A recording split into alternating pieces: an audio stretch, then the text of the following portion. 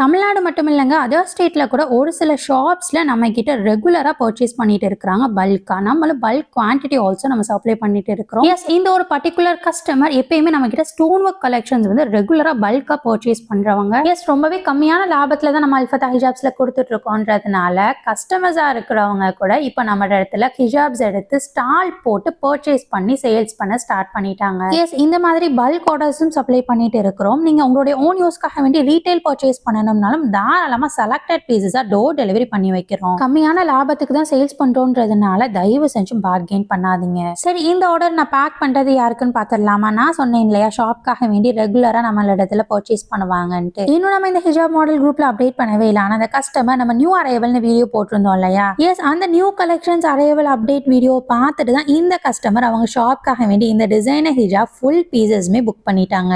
S, இந்த amazing stone work such premium fabric ஹிஜாப் உங்களோட ஓன் யூஸ்க்காக அல்லது சேல்ஸ்க்காக வேணும் அப்படின்னா இந்த வீடியோ உங்க ஃப்ரெண்ட்ஸ் அண்ட் ஃபேமிலிக்கு ஷேர் பண்ணிட்டு ரீஸ்டாக்னு கமெண்ட் பண்ணுங்க.